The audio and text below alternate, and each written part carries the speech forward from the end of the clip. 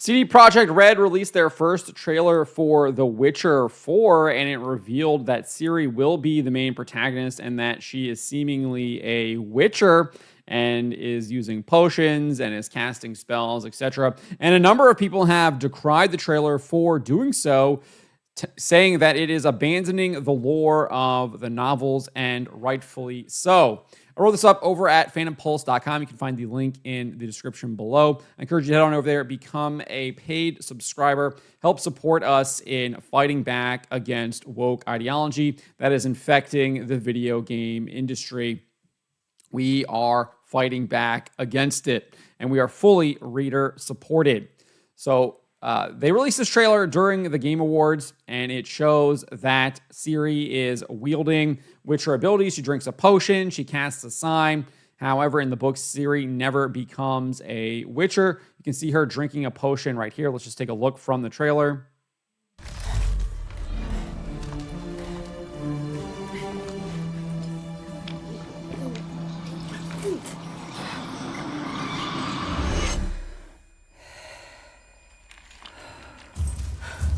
Clearly indicating that she has taken part in the trial of the grasses. Later on, she does cast some spells as well. We can skip ahead here. You can see this.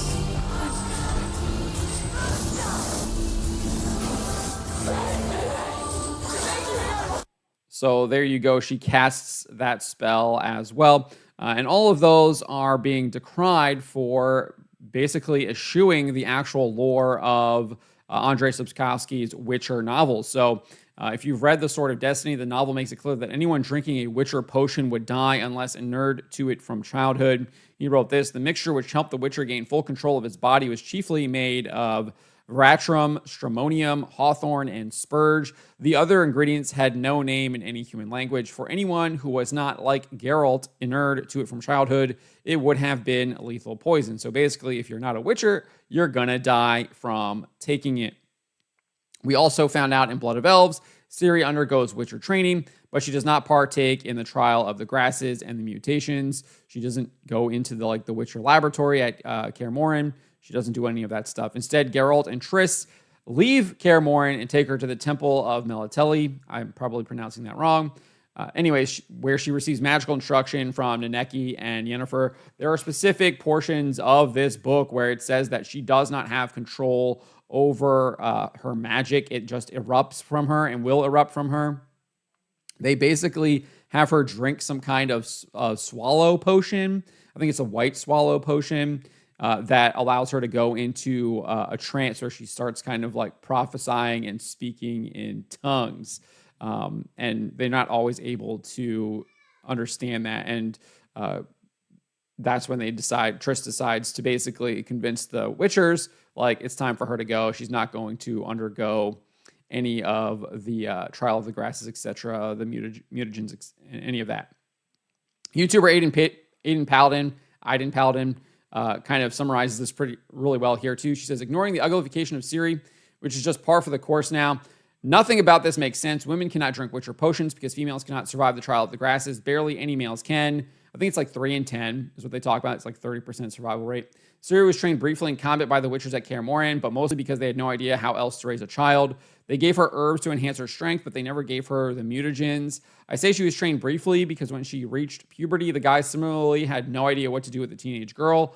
And given that her uncontrollable magical powers started manifesting at the same time, Geralt asked Triss for help, but there wasn't much she could do either. And those uncontrollable magical powers is the prophesying that I was kind of talking about. And again, it wasn't just from drinking the potion. There were other points where she was like knocked unconscious and she would go into this like trance state. Anyways, Paladin goes on and says she was then briefly taken in by Yennefer, and trained in magic largely unsuccessfully. No more Witcher training. Ciri is skilled in swordsmanship as evidenced by her time surviving in the rats, but she's neither a Witcher nor a witch. She's Hen Icaer, a universe-traveling elf blood that is a conduit of raw magic, which is why she cannot use Witcher signs either, despite repeated attempts to teach her. Perhaps even more importantly, after Geralt and Yen's death, Ciri dips out of the entire Witcher universe and into that of Arthurian legend in disgust with her home world. She doesn't just leave the continent, she leaves the entire damn setting. This is the lore of the books. I've not bothered to watch the show, but I don't know how you can read Lady of the Lake and even fathom this being Ciri's future. So Aiden Paladin wasn't the only one. Steve Kenobi here says, I assume there is a new writing team for The Witcher 4 since the lore and continuity gets completely shattered right in the teaser trailer. He said it not only contradicts the Witcher novels, but also the first 3 games, a stunning achievement. And we also have this person here, Lisa Brenner, appreciator. She's responding to an IGN article talking about the trailer. And I actually probably will do a whole separate article on this because I think it deserves its own article. But in the article, it says here, like one of the what's the guy's name here? One of the directors, I guess, is talking about The Witcher. Yeah, this guy right here, Kyan Mar. He's the franchise and lore designer at CD Projekt Red. And he says The Witcher as a title refers to both Geralt and Ciri and always has. That is a straight up lie. Like, let's be real. Come on. There's no one thinking that The Witcher referred to Ciri in Witcher 1, Witcher 2, or even Witcher 3. It's literally all about Geralt. And then he goes on and says, I think she's arguably more important to the plot than Geralt himself is. I guess you could maybe argue that, but she's clearly not the main protagonist. Geralt is the main protagonist. Like, let's be real. Come on now. This feels all about like the whole thing that they try to do with The Mandalorian season 3, where they were saying, oh, well, what's her name? I don't even remember the female character's name now. Katie Sackhoff's character, Bo-Katan. She's really the Mandalorian. It wasn't Din Djarin. He's not the Mandalorian anymore. The Mandalorian really refers to Bo-Katan Kryze. How'd that turn out? It didn't turn out very well at all. And I have a feeling it might be similar pushback here with The Witcher 4. But anyways, Lisa Brenner says, insane levels of historical revisionism and lore breaking already. Apparently, the titular Witcher was always Ciri and is more important than Geralt, despite not even appearing in the first 2 games. Exactly. Also, she took the trial of grasses despite it not working on females or adults. We've got Mr. Reality here. He says, all the shills are out hyping up Witcher 4. All the honest people saw they made the main character a woman who breaks lore in her new role and who was made significantly uglier than she used to be. Both are red flags for an extremely woke game. We've also got WNR. I guess he's kind of rebranded himself. Used to be Weaponized Nerd Rage. I haven't followed him in a little bit, so I'm not sure why he decided to go to WNR instead of Weaponized Nerd Rage. But anyways, he wrote this.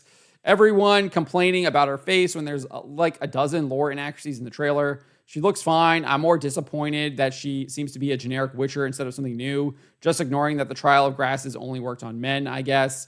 Ciri was hopeless with magic in the books. Same with Signs. I was hoping to see her powers more fleshed out. Not just she a Witcher now. That's just kind of boring. So I think all of these guys are right when it comes to the lore from the books, but the games are different, right? And they didn't hew to the books. I mean, there's this whole ending here in Blood and Wine. Ciri explains to Geralt she slew a Garcane. And she says, being a Witcher, or Geralt asks, being a Witcher, anything like you imagine? So clearly describing Ciri as a Witcher. And she replies, Geralt, I didn't have to imagine anything. Remember, before we parted, we walked a good stretch of the path together. I'm still a long way from mastering anything, but I am trying. Anyway, I did learn from the best. And then when asked about her battle with the Garcane, Ciri also notes she took a dose of black blood in order to combat the creature's increased strength in battle. So clearly indicating that she is taking potions. She defeats the creature, the Garcane, by feigning a dodge and letting the monster drink her blood, which by consuming the black blood potion had turned to a lethal poison. The black blood potion basically turns your blood into poison. And so she basically baited the creature into killing itself by tasting her blood, which had been turned into poison. So again, that's in the Blood and Wine DLC, but you also have there's like these endings in the base game. So even if you didn't play the DLC, you've got this part here. There's a narration at the end of one of the endings. It says, Cyrilla, Fiona, Ellen, Rhiannon, heir to Nilfgaard's throne, chose the life of a Witcher on the path. Geralt taught her all he knew, every skill he possessed. Then each set off on their own. Soon word of the ashen-haired Witcheress had spread throughout the north, from the Aruga to the mountains of Kovir. So that was part of the one of the options in the base game's ending. I mean, there's even a part where Geralt like has a silver sword crafted and hands it to her, and he calls her a Witcher as well. I mean, obviously there are like multiple endings though. One of them she dies. In another ending, she becomes the Empress of Nilfgaard, etc. So clearly they are going with this ending here where she is a Witcher. So I would be remiss if I didn't point that out, but I do think that these concerns that these folks are bringing up, that it does eschew from the source material, from the actual books, are red flags. I do think that is a red flag. I mean, we talk about this all the time, whether it be Lord of the Rings, whether it be Marvel, whether it be I don't want to say Star Wars because like they're just making up stuff as they go there and just completely contradicting old lore as well from the movies, etc. But anytime you see Percy Jackson, another example of the Harry Potter stuff that's coming up, anytime they make these Game of Thrones, you can point to that as well. You make changes from these books, it usually doesn't end well. Now, obviously, as George R. R. Martin says, there are some things that you might have to change, like if the Iron Throne is described as like this monstrous piece, like it's a little bit hard to recreate that, the expenses, etc. So you try to do your best with what you can there. And like, I think people are willing to accept that. But when you're making significant changes to the lore, such as Ciri becoming a Witcher, is definitely a red flag, especially with all the other red flags we've seen from CD Projekt Red, their embrace of DEI, agenda, the woke ideology, etc., indicates that this could be a very heavy DEI-focused game. Other parts of the trailers show that Ciri is just lecturing these men over their religious ritual that they are taking part in. They clearly chose not to have any women there either, engaging in wanting this ritual to take place, only having the men be there, and Ciri coming back and lecturing them after like one of them stabs like this girl for whatever reason. I'm surprised she didn't like chop their heads off and just start going crazy. But I guess they kind of were. That's implied basically, I guess, at the end of the trailer, where she's basically recreating Geralt's Butcher of Blaviken and how he got that title. And furthermore, I do think this has an issue with the fact that it's like they're literally turning her into a man, right? They're trying to give her the male's hero's journey, and I don't think that works for women. Joshua Lissick did an excellent thread on X, which he allowed us to republish here on Fandom Pulse. Not going to get fully into this, but he uses Tangled to really describe that a female's hero's journey is not the same as a male's. The male's hero's journey is slaying evil, conquering kingdoms, winning the fair maiden. That is exclusively male territory. And women have an entirely different archetypal path, one that modern Hollywood completely misunderstands. And so he goes on and explains that. And I think he does a really good job of doing that, where it's not the same as a man, because men and women are indeed different. We have different outlooks on life. We operate differently, but we are complementary of each other as well, right? We work well together. So I think this is a really good read. I'm not going to go over all of it, but I will have the link in the description below as well. So I think that The Witcher 4 is on rocky territory, but obviously I think it has a really strong brand. And I probably think that this game will probably do decently enough.